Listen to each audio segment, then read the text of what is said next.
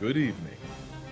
Our story begins in Covington, Georgia, at the luxury apartment of Mr. Harvey Westford of the Augusta Westfords, and his wife, Mary Lou, a debutante with big dreams of winning the Blessed Belle Pageant, which seems to elude her even more every year.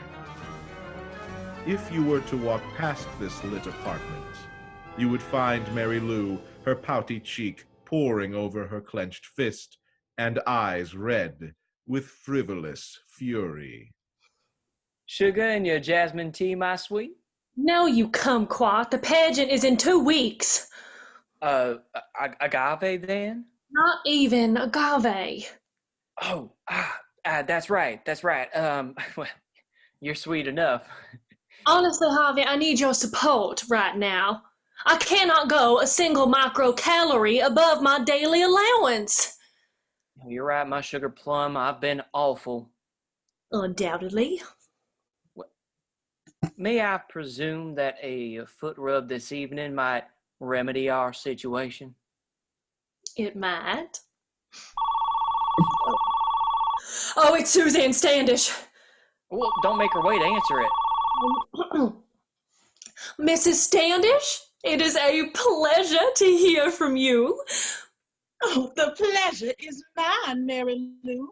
It's just Miss Standish now, by the way. Oh, my deepest condolences, Miss Standish. How did Stanley pass away? On a first-class ticket to Hawaii with our maid. Oh, I am terribly sorry. Well, I'm better off without him. My mother's dying words to me were, Suzanne, that Stanley is as worthless as gum on a boot heel. Hate to say it, but it turns out she was right. What's she saying? Not the time. Anyways, I wanted to discuss the Blessed Bells. As this is your third pageant with us, I just wanted to check in. How are you preparing? Oh, well, a strict diet of water and lime, 0 carbs aside from baby carrots, and cabbage soup. Eat the cabbage raw. Soup's salty, sodium makes you bloat. Can't have that. Oh, yes, ma'am. It's about damn time someone gave that Bess Ann Bennett a run for her money. She's about to win her third Blessed Bell in a row. It's getting embarrassing. We have far more pretty girls in Atlanta. I totally agree. Worse, her head's so big, even Atlas couldn't lift it above his pecs. Too true. Well, not to worry, Miss Standish. I am preparing with discipline this year, not an inch out of line. I'll be glad to see it. Send me your wardrobe plans for my approval, will you? I don't want to take any chances. You bet. Oops, I've got my attorney calling on the other line. Ta-ta for now. Bye-bye. My stars, that was the most mortifying conversation of my life. What happened? Suzanne Standish is divorcing Stanley Standish, the Stanley Standish of Standish Window Treatments and Blinds. It's a disgrace.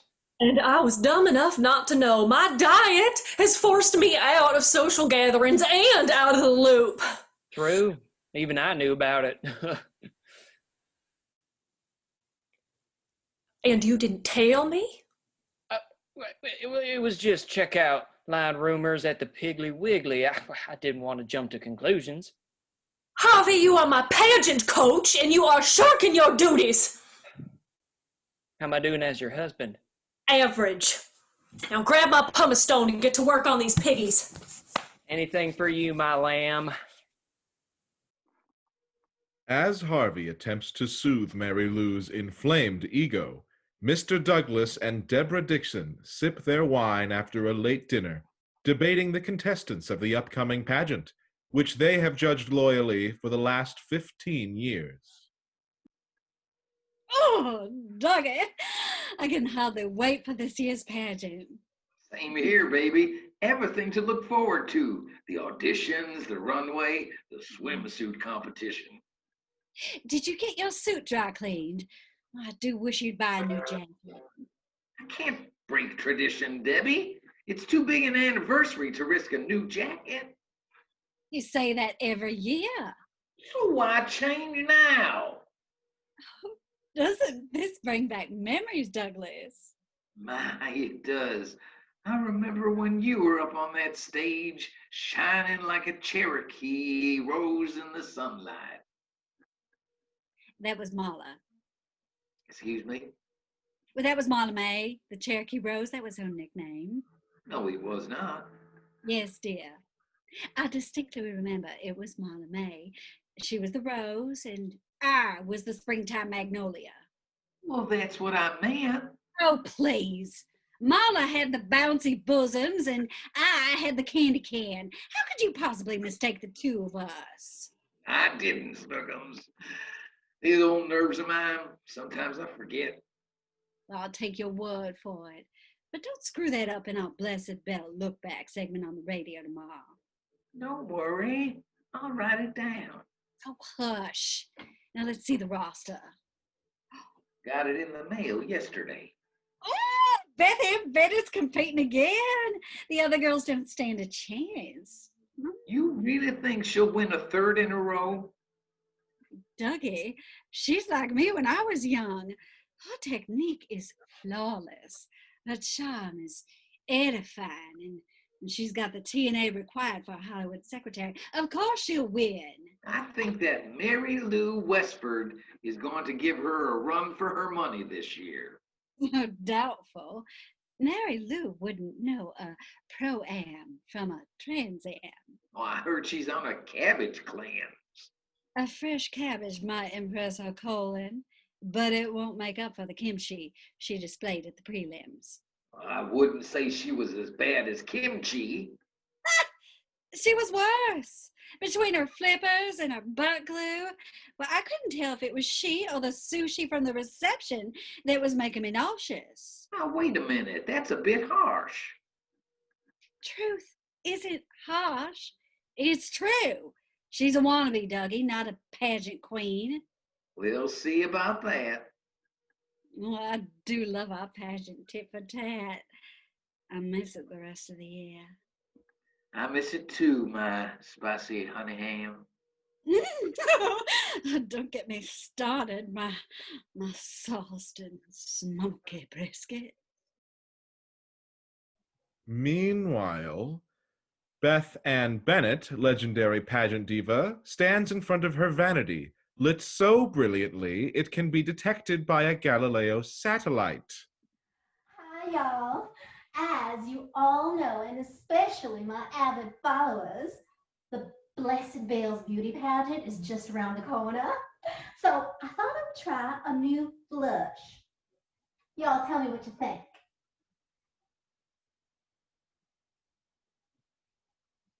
Oh, this blush is awful. Oh. Hello. Good to hear from you, my sheriff. How are you? Oh, hi, Suzanne. Not so good. This blush I bought makes me look like a sinner in church. Oh, it can't be that bad. The great Beth Ann Bennett can make even paws look good. That's so sweet of you, Suzanne. But this blush is a no-go.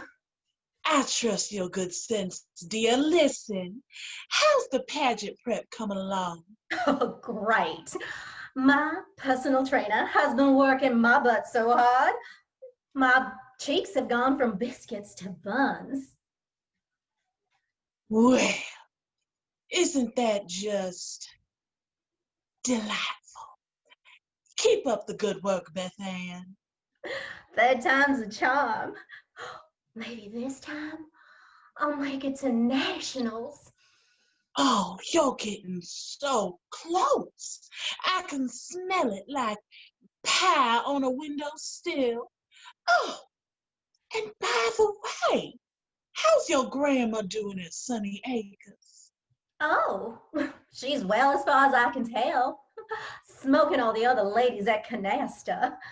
She only wishes she weren't so far away.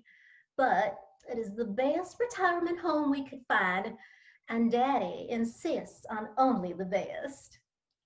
Well, George is a good son indeed. Wish I had one like him, but Stanley wouldn't have it. I'm sorry to hear it. Oh, well, grievances make for paychecks, Beth Ann. I hope it all works out, Miss Standish. Thanks, Beth Ann. Bye-bye now. Bye. At this juncture, you may be wondering, who indeed is this Suzanne Standish? I'll give you a brief summary. Miss Standish is the 10th ruling pageant director of the Standish dynasty. An heiress of an oil tycoon, she has had since to adapt her means to wealth as more sustainable energy creeps into her profits. However, her latest divorce has put yet another gopher in her prized petunia garden, and as of late, even the gophers lay belly up. She's on the phone with her attorney, Harold Hacksmith, with little hope of attaining that miracle grow. Not entitled to alimony? Harold, what do you mean? You've got to be lying like a no-legged dog. Need base? Of course I have need. I need a new Rolls Royce. Fine then. I'll see you when we appeal. Hello, Bob's Bakery? I'd like to order a pie with pecans. No, not pony pecans. Cape Fear. The pageant looms over Mary Lou's ochre shoulders, and though the date draws near, the tiara is still out of reach.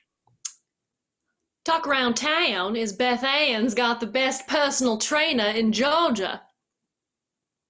Not a single bad review on Yelp.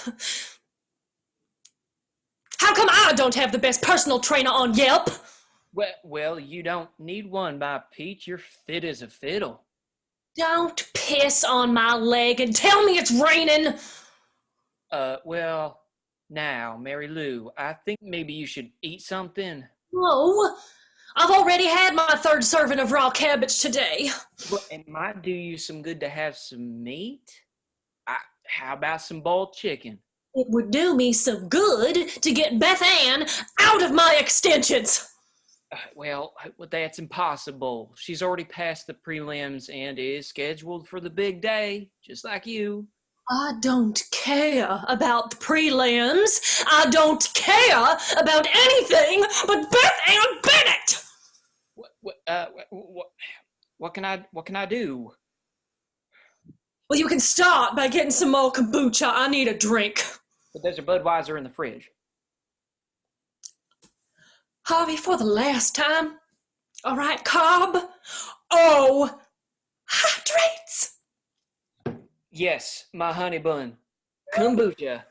Right away. That's at the health food store, right? Out.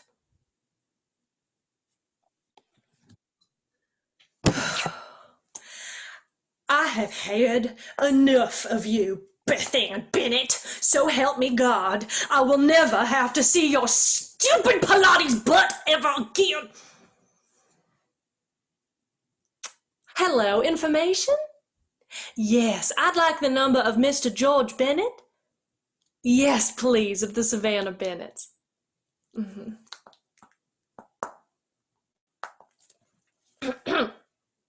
Good afternoon. Is this the office of Mr. George Bennett? Yes, please. Tell him this is June from the Sunny Acres Retirement Home. Thank you. Ah, Mr. Bennett, this is June from Sunny Acres. Yes, I am sorry to inform you that your mother has had an accident. Bob's Bakery? Is my pie out of the oven? Great. I'll be by to pick it up.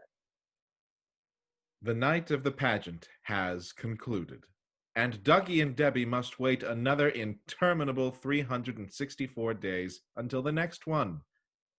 They settle in for a nightcap and reminisce on another blessed evening. What a performance tonight! I told you that Mary Lou would come around. I cannot believe what she pulled off with that baton. Talk about glitz. What did I tell you? I knew she'd surprise us. Oh, yes. One good guess out of 15 years. Well, that's enough gloating. Tonight, you owe me your end of the deal. I thought for sure Sue Ellen Shields would give Mary Lou a run for her money. Sue Ellen didn't have the it factor. Now pay up. Now, wait a second. The bet's off. What do you mean? Well, if Beth Ann had competed, it may have been different. And I put my money on her. But Mary Lou was still my horse in the race. That ought to count for something. Oh, Dougie. Well, even a blind hog finds an acorn every once in a while. All right, fine. Bet's off. I can think of a way to make it up to you. Oh, I bet you can. But how about a drink first? I could do a glass of Chardonnay. You? I'll take a shot of bourbon. Bourbon? Tonight? What's wrong? I can't help feel for Beth Ann. It's really too bad about her grandmother. I thought Sunny Acres was the best in the business. It's a shame. But at least Beth Ann got to see her grandma off to the old by and by. Meanwhile, Inspector Puppet, Poupée, has slurped down his last ounce of coffee. Poupée, have you seen this video? God, I love this dog. He's such a good boy. Look at him. No time for the pup, pal. We're going to Georgia. Ooh, peach cobbler. Nope. Sunny Acres. Better in the retirement community. Seems like a cut and dry case, but they called us in for reasons. Pack your bags, Steve. We got a plane to catch. Sir, yes, sir. Exhausted by Duran's tireless memes, Poupée is relieved to pull into a primo parking spot in front of the Sunny Acres main office. They're greeted by June Clover, the director of the community, with a piping hot peach cobbler in hand. Welcome, Inspector Puppet and Officer Duran. I've made a special cobbler to thank you for coming on such short notice. Yeah, it's Poupée. Cobbler. See, I told you, P. Oh, we've had an exhausting past couple of days on our acres. Please step into my office. All right. June, a case like this ought to be easy, so what's the story? Well, you see, Inspector, at Sunny Acres, we only hire the creme de la creme of staff and conduct positively painstaking background checks and interviews, which is why the level of negligence surrounding Mrs. Bennett's death is so suspicious. I see. You see, we had a nurse on staff who gave Mrs. Bennett the wrong dosage of medication by a sizable margin, resulting in her untimely and inconvenient death. You see, the Canasta Championship was only a week away. So who was the nurse in charge? Why, now that's the strangest thing. See, Betty Ray was her primary nurse, and oddly enough, we found in our own investigations that Betty Ray was indeed absent the day of Mrs. Bennett's departure. She was, in fact, visiting her uncle in California. She's got a plane ticket and a frankly fabulous tan to prove it. So who took care of Mrs. Bennett? Well, a nurse or someone had to have clocked in as Betty Ray. She went unnoticed by our staff, which is horrible, yes, but Betty Ray always keeps to herself. It isn't uncommon for her to skip even birthday parties in the rec room. I see. You understand, Inspector, that our reputation at Sunny Acres is to provide the highest echelon of elderly care. Ruth Bennett's murder is a big fat beet stain on our otherwise spotless smile. Have no fear, Mrs. Clover. We'll find that heat and we'll uproot it. I surely hope so. Do you have any more of that cobbler? Of course. No time, Duran, no time. Mrs. Clover, give me whatever you have on the day of Mrs. Bennett's death. I need everything. Have you security tapes? Well, only of the front lobby, but I can get those for you right away. Mrs. Clover, Mrs. Bennett's room has remained untouched, I hope. Oh, Mr. Bennett refused to take anything until more information came from our investigation. Wonderful. You know what else would be wonderful, P? What? Some more of that cobbler. Oh, I like you. Poupée and Duran have overtaken Mrs. Clover's office, and Poupée is about to admit the unthinkable when... Look at this. Yes, sir. We fingerprinted all the nurses on staff, and I finally found 2 that don't match in the bedroom of Mrs. Bennett. I'll call forensics. Yeah, please do. After tireless days and nights waiting for results and analysis, Inspector Poupée and Officer Duran have finally found a promising lead. We're going to Covington. Find me the address of a Mary Lou Westford. Yes, sir. Inspector Poupée and Officer Duran have arrived at the Westfords' home. Mary Lou has just finished her last mimosa, relishing her latest victory and local car dealership commercial appearance. Now, Mary Lou, that's your 7th mimosa. Don't you think it might be time you washed it down with some coffee? Harvey, I have waited years for this moment. Don't be a party pooper. Well, I'm not trying to be a pooper, dear. I just watch your glass. Harvey, the sun's a bowl of butter. Don't bring around a cloud to rain on my parade. I'll get it. Harvey, get the door. Well, good afternoon, gentlemen. Can I help you? Yeah, is this the residence of Mary Lou Westford? Why, yes, it is. Who's asking for her? Officer Duran and Inspector Poupée, investigating the death of Mrs. Ruth Bennett. It'll only be momentary, Mr. Westford, but we might ask you and your wife a few questions. Now's not a really good time. Don't tell me not to fly. I've simply got to. If someone takes a spill, it's me, not you. Sounds like someone's gonna spill. We want a tight schedule. When's a better time? Well, you know what, sir? That probably won't be until the next cabbage cleanse, which is about 6 months from now. And even then, you know what? Now is fine. You sure?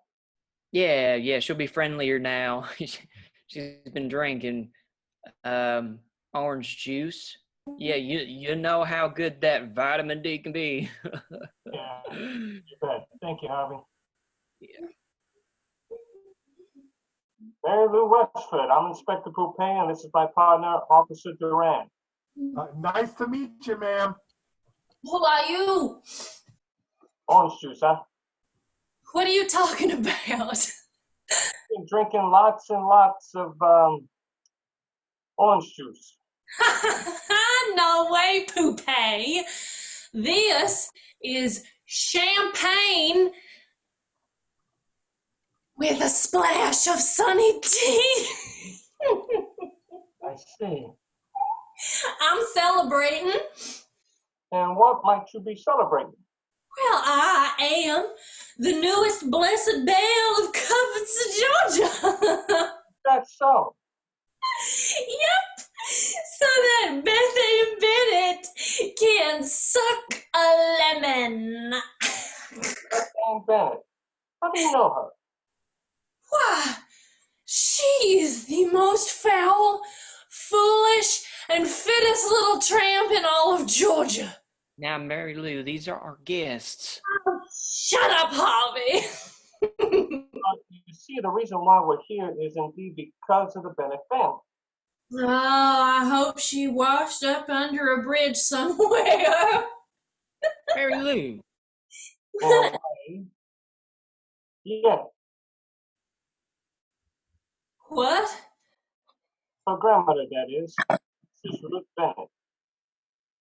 Oh, I'm terribly sorry. Which bridge? Now, it's only in a manner of speaking, Mrs. Westford. You see, she was poisoned by the woman posing as a nurse, who has since been revealed to be, well, in disguise, not a nurse at all. Well, what's that got to do with me? Yeah. We found in the phone records of the Sunny Acres that you were the last phone call to Mr. Bennett before he left for Sunny Acres. Indeed, the day before his arrival at Sunny Acres with his daughter and wife to check on dear Ruth. And indeed, hours before Ruth's actual demise. She was playing canasta at the time, preparing for a competition, and didn't find help until shortly after your phone call. What's even more strange is that Mr. Bennett claims to have spoken with a June Clover directly at the establishment, but it was not her number that had called him. It was yours. Oh my God, Harvey. Harvey, what's he saying? Mary Lou, you didn't What? actually order that poor old woman to be murdered. Oh my heavens, no. No, Harvey, I didn't. You could win that damn pageant. No, Harvey. Inspector Officer, you have got to believe me. Oh, I wasn't thinking straight. It was the cabbage. Please, Mrs. Westford, don't insult my intelligence by blaming a murder plot on a cruciferous vegetable. Inspector, Mary Lou was with me that week preparing for the pageant. I understand, Harvey, but you see, our hit woman, who will not be named, indicated that she was paid off. In fact, we're trying to identify her employer. Why, Mary Lou? Why would you want to harm an old woman? No, I didn't want to harm anyone. It was a harmless prank call. So you admit to calling Mr. Bennett under false pretenses? Yes? Why the call? Why indicate Mrs. Bennett? I wanted Beth Ann out of town. Mary Lou, Don't act so surprised. Tell me more about Beth Ann. Well, you see, this would have been her third win in a row. And I am always coming up short. Not charming enough, not glamorous enough, not perfect enough. I was sick of it.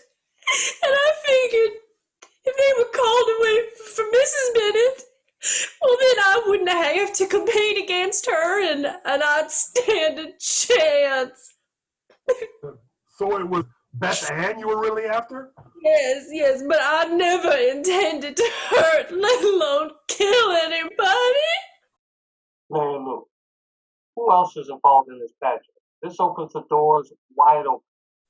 Well, you need to talk to Suzanne Standish and Douglas and Deborah Dixon. They know everyone and everything about that pageant. Mary Lou, pray we don't find any other incriminating evidence on you. We'll be in touch. Inspector Poupée and Officer Duran take Mary Lou's advice and pay a visit to Deborah and Douglas Dixon, welcomely interrupting a quiet afternoon of Deborah's gardening and Douglas's wood carving. Good afternoon, Inspector. Please come in. And thank you for seeing us on such short notice. Of course, sir. It's truly awful what happened to poor Ruth Ann Bennett. Anything we can do to help. Can I get you anything? Sweet tea? Might you have any cobbler? I'm afraid not. Well, tea is fine, thank you. So, Mr. and Mrs. Dixon. Call me Debbie. Deb, would you mind telling me about the Blessed Bell pageant? Why, sure. Well, the pageant's been a custom of our town for the last 50 years. Debutantes from all over Georgia compete. It's really quite a spectacle. Now, Debbie's being modest. She was the pageant queen for 5 straight years. Not one gal has beat her record yet. Oh, Dougie, now's not the time for bragging. 6. But Well, I won 6 years in a row. Well, this pageant must mean a lot to you. Oh, yes, we've been pageant judges for the last 15 years. You seem devout. Oh, yes, the pageant is a Coates staple. But boy, does it get tricky some years. Tricky? Well, you see, it's something Dougie and I are adamantly against, but some years, someone always flies under our radar. In what way? Gambling, Inspector. Shameful. We do everything we can to prevent it. We've even put out PSAs on the subject. These girls work too hard to be treated like playing cards. There's enough riding on the pageant as it is. Under the pressure, we've had girls crack. Crack? Oh, I remember about 7 years ago, a girl actually put laxatives in another contestant's protein shake right before the pageant. The stain on that poor girl's formal gown. Oh. Sounds like these gals can be ruthless. Ruthless doesn't even cover it. 2 years ago, in the very same dressing room, a debutante switched out the girl's color correction palette for one laced with rat poison. The reaction was memorable. The press had a field day with that one. Suzanne Standish almost had a heart attack. Suzanne Standish? The pageant director. The Standishes have managed the pageant for decades. They're known as the pageant dynasty around town. I see. You mind tell me more about Mrs. Standish? Miss. Excuse me? She's a miss now. Husband left her for their maid. Textbook. Is it? No, dear. No. Rather cliche, right, Inspector? Anyways, Miss Standish has always been adamantly opposed to gambling and sabotage surrounding the pageant, but her father was the opposite. Tell me more about that. Well, you see, her father, Bob Barley, he was a terrific father and a wonderful husband for all but one thing. He got mixed up with some bad apples. It went pretty much unnoticed by our community until his untimely death in 1982. We don't like to speak of it, what with Suzanne's marriage into the Standish legacy and all, but Bob's death wasn't due to any natural cause. He owed a fantastic debt to, well, gangsters. Big time gangsters. Big money. This course has remained hush hush. Well, we're not sure if Suzanne ever recovered. I see. The worst part of it was, in the end, he had the capital to pay off his debt. Word through the grapevine was that the money transfer was en route the afternoon of his murder. A damn shame. If only it had arrived an hour earlier. Timing is everything. If I were you, I'd reach out to Miss Standish. She'd know who you'd want to talk to next. I'd give you her number. I'd appreciate that. Thanks for the hospitality. Why, of course, officer. Be well, Inspector. And be careful. The crash course in Covetson history from the Dixons has prompted our detective duo to visit the Covetson archives in the century-old local library. After rummaging through decades of information about Covetson baking, gardening, and eating contests, Duran finds a gold nugget that might just be worth cashing in. P, I think I found something interesting in these old newspapers. Finally, tell me about it, Duran. Well, you see, sir, it turns out the Dixons were right. The money transfer was en route at the time of the murder. It was a wire to the tune of 20 grand. Well, that's no kitchen table poker like that. Nope. And it wasn't the first time that Bob Barley was involved in schemes like this one. Oh?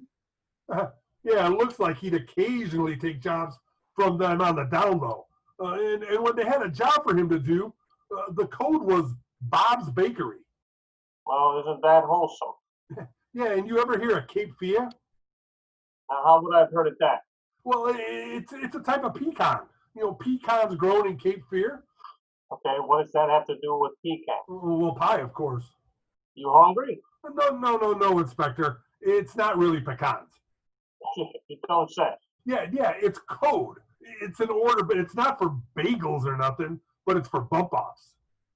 And Yeah, and it looks like Bob Barley's side hustle was, well, the takeout. Says here in the court transcripts, they had an arrangement that went bad, and I think we better talk to Miss Standish immediately. Miss Standish, it's a pleasure to meet you. I only wish it was under better circumstances. Can I get you something to drink? Oh, no, thank you, Miss Standish. We just came from lunch. All right. Well, you know if you get thirsty. We appreciate it. Now, Miss Standish, the recent death of Mrs. Ruth Bennett seems oddly tied to your pageant. So I've heard. Frankly, it's a little much, don't you think? How so? Listen, a word to the wise about Douglas and Deborah Dixon. They're classic holes for the press. Anything to grab a headline, they'll do it. I see. Any honest answers about this town comes from yours truly. My family's been a staple of Covetson for decades. No one moves in or out of this town without my knowing about it. Sounds like you got yourself a real neighborhood watch. You're looking at the president. Quite an accomplishment. Congratulations. Thank you. Now, Miss Standish, I did want to ask you about your efforts to curb the fanaticism surrounding the pageant. Fanaticism? Yeah, the gambling, the girls trying to kill each other with rat poison, the minor issues of that sort. Oh, please. It's all a healthy embodiment of competition. All the girls know how much is at stake. Okay, I'm sorry, but all that crazy over a tiara and a cash prize of $1,000 seems a bit much. Inspector, you're a man, so you simply wouldn't understand, but I can assure you, to those girls, it's much more than a tiara and cash.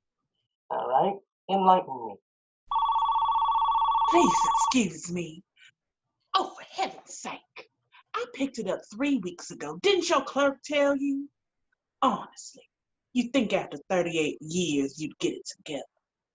Yes, it was delicious. Perfectly satisfactory. Aside from you trying to double charge me. Goodbye. What was delicious, Miss Standish? Please excuse my partner. He's a culinary tourist. It's nothing. Pecan pie. I'm sorry, but might you have any of that left? I'm afraid not. Pie doesn't last in this house. Well, I fancy myself as some kind of baker. Could you tell me what's in it? Oh, sure. It's a family recipe. The secret is in the molasses and the Cape Fear pecans. Where can we order a pie from my friend like that, Miss Standish? Oh, I don't think they make it for you, dear. I got a rapport with the baker. Otherwise, it's not on the menu. Well, I'll give it a try. Maybe they've got some ingredients left over from your pie. When did you order it? I doubt that. I ordered it last month. 1 month. Yes. Was there a deliverance charge? You mean delivery?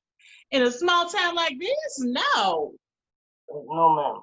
I mean deliverance to the old pearly gates. What do you mean? Suzanne, I'm going to have to take you in for questions. Better call your lawyer. You'll get the opportunity when you arrive at county. You can't be serious. Duran, her Miranda rights. Well, Duran, another case open and shut. I don't think I'll ever be able to eat pecan pie again. Give it time. I'd be terrified to even order it. Did she tell you why? She's recently divorced, not entitled to alimony, got messed up with betting on the results of the pageant. Guess Beth Ann Bennett was slated to win, but there was a much higher payout if the limping horse Mary Lou Westford crossed the finish line. Guess Miss Standish didn't trust either raw or fermented cabbage to be enough to get her the crown. Yeah, crazy. That she paid to have that old lady knocked off over that. She's arguing it was a misunderstanding, but records point to that being a lie. Guess the whole point was similar to Mary Lou's, get Beth Ann out of town. Ruth Ann's death was supposedly a misspoken ode. Apparently, she meant Pawnee pecans instead. Now, how could you mix those two up? Everyone knows that Pawnee are speckled. Everyone? Well, yeah. Regardless, apparently Bob's Bakery can still be found in the phone book. Only it isn't owned by Bob anymore, it's Bob Jr., the Standish estranged brother. It's a real bakery, but it's being investigated several times for being a front for money laundering, and it looks like the old codes are still in place. It appears that this opportunity at big time cash brought brother and sister back together. Well, that's nice at least. Well, they'll spend much more time together in prison. AP, do we have to go back to the Big Apple right now? I'd like to stop for one more bite of that genuine peach cobbler. What the hell, Duran? I'll take a piece too. This performance of Ghastly Creatures has been brought to you by a grant from the Eldrin Cultural Arts Commission, whose mission is to expand and promote opportunities for local artists through grants, events, and public arts programs throughout the year. Special thanks to our season sponsors, Lunacek Photography, Blue Box Cafe, and the Martini Room for their support. Tune in next time for our third episode, The Case of the Cavalier Cocktail Party. Thank you, and good night.